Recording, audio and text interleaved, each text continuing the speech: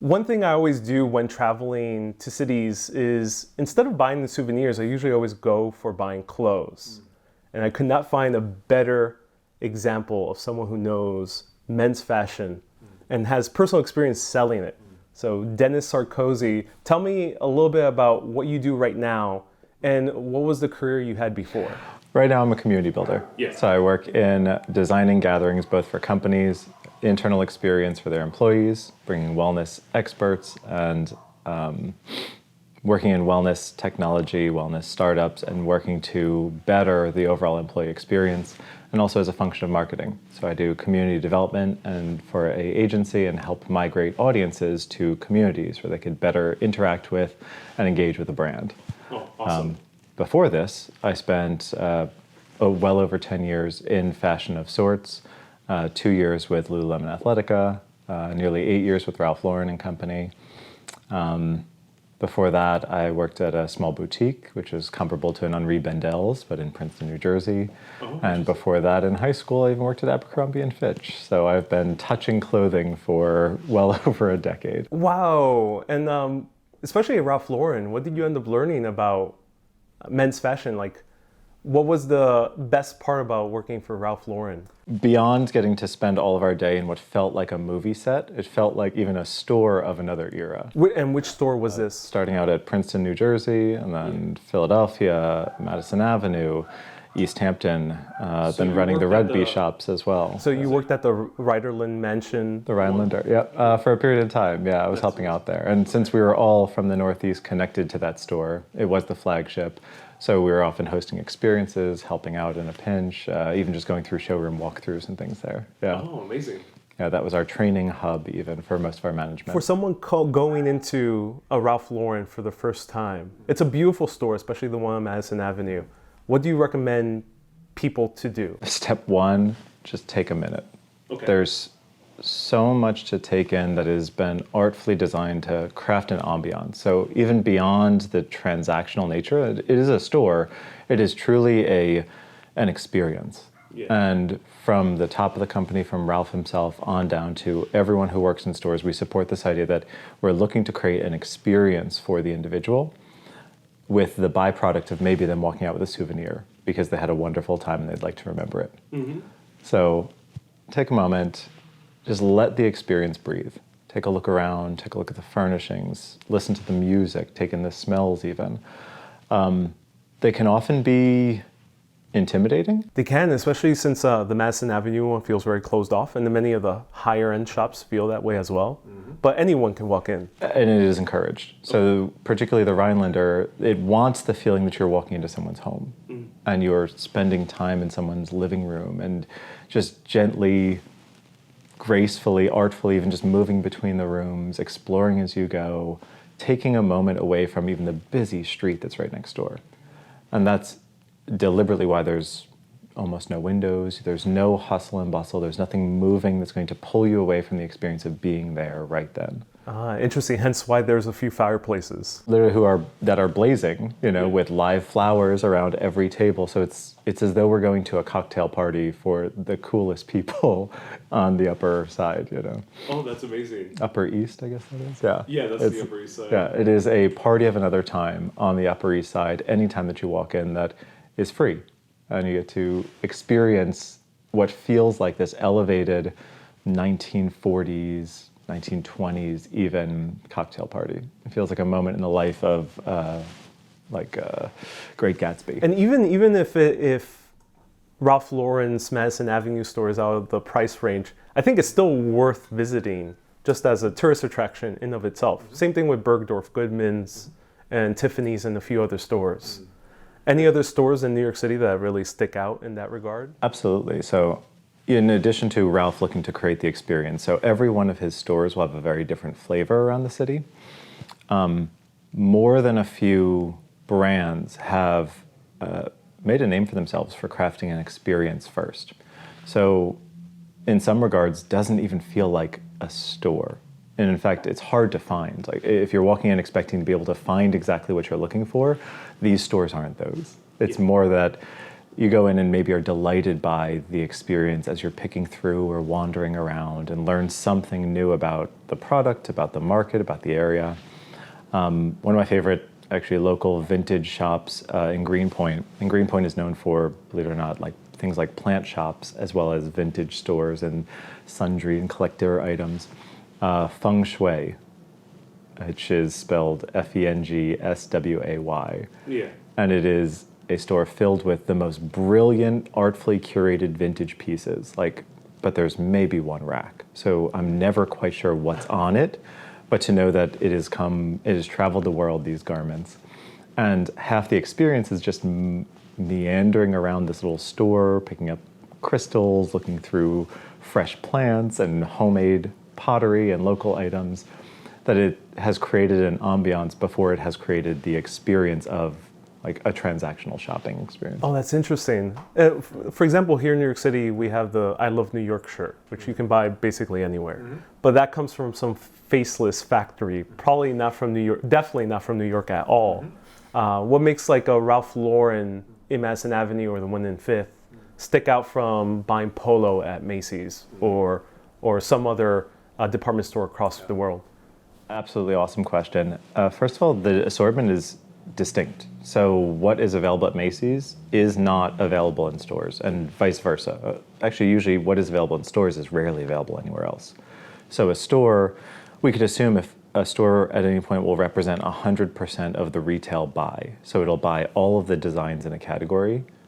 So it'll all be available, if not at the store at that moment, through the store. Whereas if you were to go to Macy's, you're getting 30%. Online, you might be getting 40%. Oh, interesting. But if you want to see the full designed experience for a season or a seasonal capsule, you'd have to go to the store for it.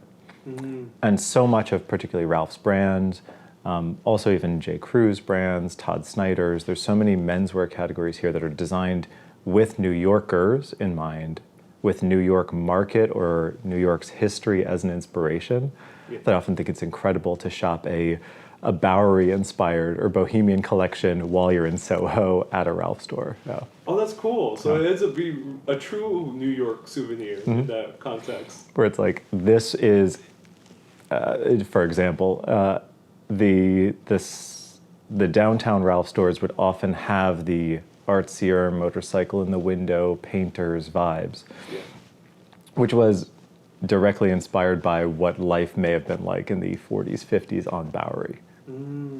So, I mean, I remember even times at the double RL stores that we were seeing things that were inspired by like the 5 Points gangs in New York while we were on Bleecker Street, not a few more blocks away from that.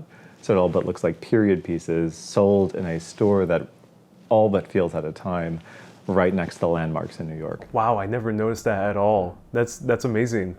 One little quirk I saw when I went to the RL store in Madison Avenue, I saw this amazing Admiral jacket, and I asked the guy who works there like how much it costs, because I was so curious how much it cost, and until when it will be on the rack. And he was a little bit in a hurry. He seemed like he was attending another client. He just gave me his card. And what struck out to me is I didn't know sales representatives in these stores carried cards. And you told me later that that is very purposeful. So tell me a little bit about the difference in shopping in a RL store compared to a Macy's. Totally. I'd say it comes from that boutique culture, first of all. And it comes from another era of sales and salesmanship. So historically, even the department stores would have had a relationship with their customers. That even the Saks and the Barneys, you'd go there with frequency, and your sales rep would know the parties you have coming up, the occasions you have coming up, your children's names, and even all but remind you, say like, oh, have you got your gifts yet for your kids? Because I could happily take you on a shopping experience of our kids department for them. And it was this relationship-based sales. What I do still feel and experience in smaller boutiques around New York is the desire for that local connection. So even as I'm shopping, I'm usually the first person to ask for the attendant's name. And more often than not, it is the boutique owner, it's the buyer, it's someone who has a hand in shaping this experience. So even a store as large as the Ralph store, or so many of the ones that are still looking to cultivate this boutique nature, When you have a full-time sales professional, they take much more pride in their role. They're going to go well out of their way to ensure that you have a great experience and are tended to. So much so that, as I was saying, that so many of these stores don't seem like they're shoppable. We would all but say, like, what are you looking for? Because we're here to interface between you and the clothing. Yeah. So the clothing is artfully spread throughout the store in a way that is all but unshoppable. It is difficult to find what you're looking for explicitly. Oh, interesting. Okay. Because it's merchandise in a captivating way. Sometimes even just the look of it in the wall is meant to be aesthetically pleasing. Yeah. And as soon as you have a sense of what you'd like, or the occasion you're shopping for, or something that you don't like, or something that you want to try, usually all of these are the getting to know you, the familiarity that you would develop with a sales associate, if even for those 15 minutes, so that way they could best solve your problem. When he gave you his business card, it was probably likely with the intent to say, I will absolutely get you what you want. Yeah. And have it delivered to your door, gift boxed if you'd like, for probably complimentary, because we want to ensure that you feel tended to, which is a level of service that the larger stores and even the smaller boutiques can afford, put it that way, that the department stores don't. They don't plan for that. They plan for maximum units and efficiency. They're more focused on restocking the shelves and creating what feels like an interactive vending machine than does the human experience between each person that's in the room. Oh, it's interesting. And sometimes that makes it worth it paying for the extra price. I also like to correct that assumption. Okay. Because everything goes on sale. Oh, okay. And I want to know the pro tips on how to access those sales. Absolutely everything goes on sale. And when it's a more human experience, even in these stores, there's likely the opportunity for them to do more for you, to let you know when it will go on sale, to offer you free shipping, free tailoring, to have it delivered to you so you don't need to carry it around for the rest of the day, have it delivered back home to you so it's waiting there when you return from the city. These are all the things that are usually built into the service at these stores that generally the department stores don't offer, afford, or have time to care for. That's fascinating. So what makes a good customer from your experience working at RL? What makes a good customer? Yeah, what made it very easy to service a customer? Well, having so many tools in our toolkit and being able to do so much, what makes a good customer is someone who's immediately willing to slow down, and I would even say be surprised. So what was the best part of our role and our job and our day-to-day was getting to surprise people. Oh, interesting. And particularly when our shops were nestled on a street where there were oftentimes people were just going shop to shop, rather than hearing a, hi, how are you? Can I help you find anything? Or even a, hi, how are you? I would often train my associates to greet in a unique and personal way. Yeah. So they might just hear hi, and the person's like, fine, thank you. And they're like, and there would be a pause where they're like, oh, I'm sorry, and they would have this profoundly human moment. Yeah. Or conversely, we had some of the best conversations because I literally would tell my staff, like, when they ask, how are you, actually answer them. Oh, yeah. Like, be real with them. Break the courtesy interaction, where we're so programmed to say, hi, how are you? Fine, how are you? Like, this is the equivalent of hi. Because you're forced to do that in the major stores. So when they say hi, and the person's like, hi, how are you? And you're like, great, I just had like a meatball sub for lunch. I'm kind of sleepy though now. But yeah, like kind of looking forward to the rest of the day. I'm going to the movies tonight. It's like, so what's up? Oh, that's amazing. And then all of a sudden they're in a real human conversation, which is what so many people are desperately craving, is that connection more than they even are the sweater or the t-shirt or the polo. It's really just about the connection. And what we realized in stores too, we are one of people's few interactions during a day. So when people stop by after work, particularly if that's 6, 7, 8 o'clock, even if it's before dinner, we might be the first human that they're authentically interacting with, maybe all day. Like, they're coming from the office, they sat behind a computer all day, they rode a subway with headphones in their ears, deliberately trying not to make eye contact. So when we greet them and we get to chat with them and we get to explore the store that we love, we get to welcome them into our living room, and get to show them some of the things that we care about and talk to them like a human and recommend restaurants in the area. Like, we make people's days.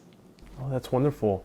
And for finding things on sale or getting merchandise a little bit more affordable, Yes, what do you matter at hand? what do you recommend how to navigate that? Yes, asking.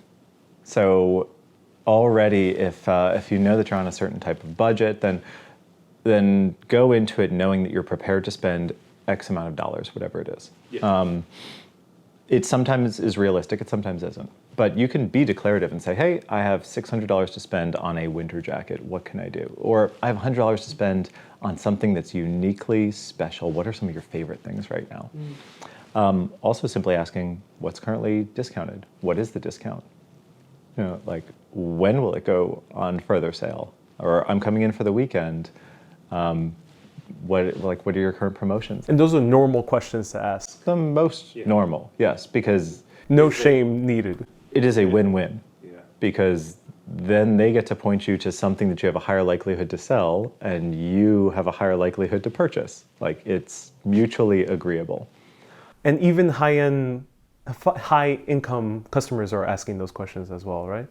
A little-known secret is especially the people who are acutely aware of their monies Interesting.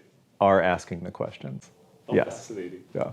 And We respect it. Like, it is a common enough question. And we respect that people are deliberate with how they spend their money. And let's go to the opposite end, because I know you're very well versed in vintage shopping. What neighborhoods to go? There's two neighborhoods, I think, but tell me if there's another one. What 3 neighborhoods to go for vintage shopping and how to navigate it? I would start in Williamsburg and North Williamsburg, because it is where ostensibly fashion happens. It happens along the L. If you go deeper into Bushwick, I would say North Williamsburg, depending on the quality that you're looking for, because there's a lot of people with young professionals who have moved out of Manhattan or live in Manhattan that have been keeping up for some time. They've done a few moves or they're moving back. Most of all, everyone's moving every 2 years or so no one wants to keep a full closet, so we're constantly cycling through clothes. Williamsburg area, you get incredibly high quality, incredibly high fashion at times, because it's located at this nexus for the people who work in the arts and who have some disposable income and have worked in design or even work in fashion. If you go further out to Bushwick, you're going to get the most radical, the most on trend. I'm not even sure what to call it.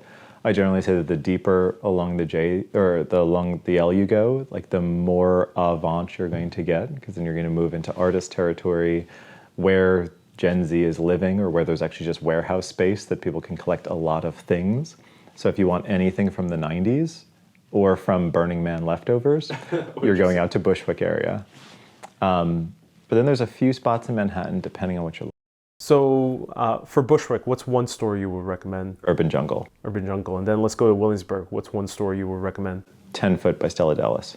oh, interesting. Okay. Or the Beacon's Closet. Beacon's Closet is the one that most people name. Yeah. And then now Manhattan. Where in Manhattan? I like the way Beacon's Closet and I like the way Beacon's Closet maintains their inventory, because they're incredibly selective about what they take in. If I'm looking for a less selective thrift store, like thrift store more than vintage shop, I would actually just look at the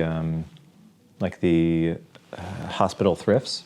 And particularly once you get to the Upper East Side is where you get things like traditional menswear and suiting. Oh, interesting. There's thrift stores for suiting?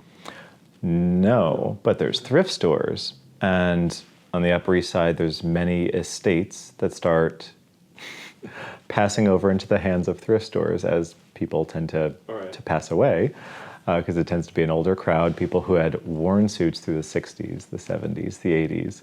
And when they pass, their closets go to thrift rather than going to Beacon's Closet, which is very deliberate and choosy about what they're taking. So then you get racks and racks of, tend to be lower quality, but suiting nonetheless, in a way that most of the other thrift and vintage stores don't purchase suiting. Oh, similar to Housing Works. Like a Housing Works, yeah, exactly right. Fascinating. And then there's another type of vintage store, the military surplus store. Yes. Yeah. Yeah. And what expectations should one go into when going to vintage shopping, especially in the point of view for men's? Well, my highest level recommendations is whenever going vintage shopping is hydrate first and have a snack because it takes more energy out of you than you're going to imagine. So it's not like RL, they're going to take care of you. There's no champagne service. I see. There's no bottles of water if you ask them, Yeah. which is another tip is like when shopping premium stores or even boutiques is to ask for the boutique to handle your most basic needs. Okay. Most of them will allow you to use their bathroom. They will give you a drink of water. They may even have coffees or bourbon or beers or something that Coffee is very prevalent in the Soho shops as well. Yeah. So that becomes a part of the experience and is seen as a very natural client service. When vintage shopping, take care of your base human needs first and assume that nothing will be cared for. Shop what's there. So go in with an idea, like, oh, I'm looking at suits. Start there, but still shop the entire store. Ask to say, like, when you actually get an associate, ask them and say, hey, like, where's some of the newest things, particularly if you go frequently. If just traveling for the first time, plan for it to be a mess. Plan to pick through things, plan to have to touch a lot of dusty items that may or may not smell like mothballs, that you're interacting with people's lives of some way. In a way, that's a charming experience. Which is what I adore, is to get to see something that's had a past life and to do what I call, in addition to retail forensics, there's like garment forensics. I'll look at and see wear patterns on a pair of jeans, or can even see people's gaits in their shoes, or to imagine the life that a suit had based on the cut, the quality, the timeline, and where I found it. Yeah. That there's a certain magical storytelling to every item as I find it. But another thing is to know your sizes before you go in. And sizing can be a little bit different because the older the clothes is, the different the sizing was. So it's to know your approximate sizing, and then also anything that you like that looks quality or looks good, if you can try it on. Yeah. And if you can't, then sometimes it's like worth just purchasing because it's $4 to $10 for what would be $120 shirt. I see. All but think about these sort of thrift stores or vintage stores as like an off-board closet that every time you go, plan to bring something to them to donate. And you could just cycle through things. So say you take a few things, maybe they don't fit, but they're quality, then you can give them away, or you just literally take them back to them and it was worth the $3 to $4 to try it on at home. Okay. When traveling, the most unique items I'll often find at thrift stores are in places like the jewelry section that few people look through.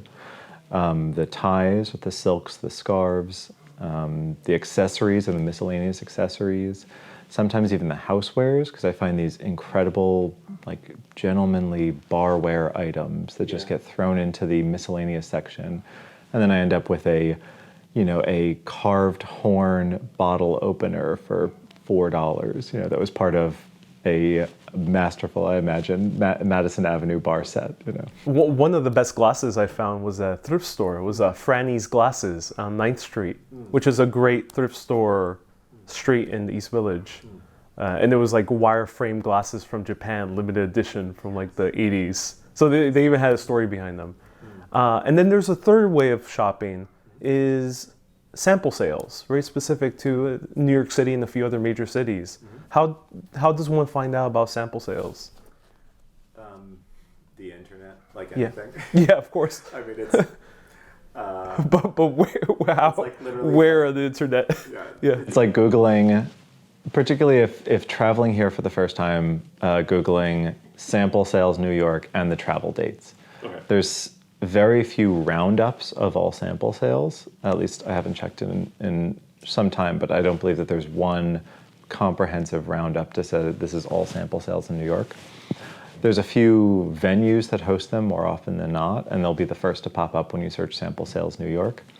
Most of them want to publicize, so it should rank pretty high on your search results. And then with sample sales, like with vintage shopping, I'd say like knowing your size ahead of time, shopping for what's there rather than going in with this intent to purchase one thing. Shopping ahead for gifts, because not always will we find something that's like our size, but knowing even the sizes of friends or whomever else we're shopping for, and getting there maybe as it opens, if not a half hour to an hour before, because some sample sales will line up. They do, yeah. I once went to a sample sale of APC, which is also a pretty high-end brand, and it was madness in there. It was a circus. People were throwing clothes all over the place. Yeah. And luckily there was clothes left because it was a huge venue. But I noticed there's a few specific neighborhoods like Soho, Borum Hill, that have a lot of sample sales. Is there any other ones that tend to be very popular with sample sales? There was a few spots. I do see more and more popping up in Soho. I've seen a few now down in the West Village because the retail turnover. Yeah. If traveling sooner than later, I actually know there's a number of department stores that are currently going out of business, so you can shop. Oh, which one? If anyone's listening to this. This is Barney's New York is going out of business. Ooh, that's a big deal. So I'm not sure. I saw a man with literally a sandwich sign like strapped to his back, which I think said 70% off, which means they're probably getting to the last few weeks of it, if not the last few days of it. Also, if the feeling of sample sale shopping in New York, and you're in New York for a finite amount of time and shopping is incredibly meaningful, then Harriman Outlets, Woodbury Commons, is the one outlet mall you would ever need to go to. Oh, fascinating. It's the biggest by far, the most expansive by far, and of the stores there, it'll often have an outlet outpost, which the city then sends their end of season clearance to, so you could usually get choice items from stores that are sent right out to the outlets. I want to ask you a very important question for all men out there. How can you be stylish? Because you are one of my most stylish friends that I know. And especially stylish in not the sense of streetwear, because I see a lot of people are stylish in streetwear. You have a different style. What is a good fundamentals of style for a man starting out and traveling to New York? In my not so humble opinion, after spending many years thinking about it and purchasing things that I clearly did not need or have a use for, and spending so much time guiding men toward this process, is a few key points that I've arrived at is that two contradictory statements. Buy the highest quality that you could afford at any time of certain items, things like belts and shoes, things like a jacket that you can get very much use out of, things like glasses frames, because these are things that you wear almost every day. So it makes sense to have something that feels great, that makes us feel great, that will look better or look fine as it ages. So invest in the highest quality and purchase the highest value that we could afford. So it doesn't mean spend the most money, but get the highest value of certain items. Yeah. And then conversely, cheap clothes, when they fit well, rarely look cheap.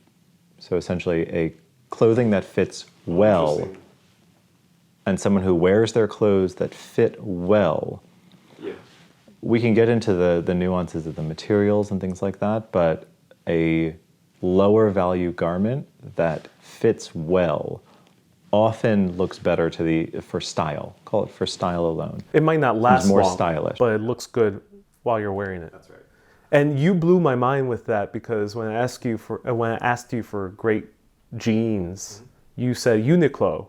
And at first I was like, wait, why you want me to go to the Gap of Japan?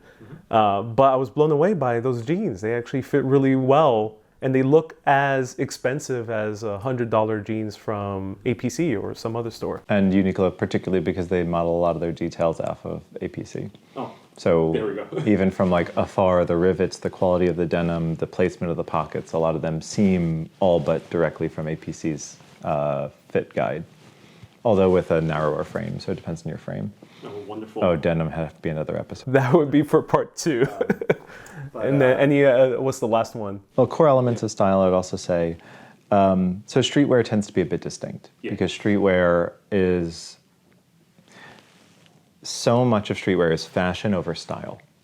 So I would say that it's deliberately looking cool, it's looking of the time, it looks something and conveys something. It conveys being in the know in order to fit in. And it also requires usually the most scarce, the most limited edition, the newest, hence hats with stickers on them and shoes that look pristine. Style, because it is timeless and because it is often of another time, it comes to us with wear. So this is a very old chore coat that wouldn't exist without having been worn and seen a life. Yeah. And so much even military wear, because it came to us from another life, once it arrives, it's part of this classic style that in it is ageless, it is also tends to be worn. So it is something that will continue to look good in your closet for the next 50 years because it's already 50 to 100 years old. Oh, that's wonderful. And that's how you can be a stylish man in modern day.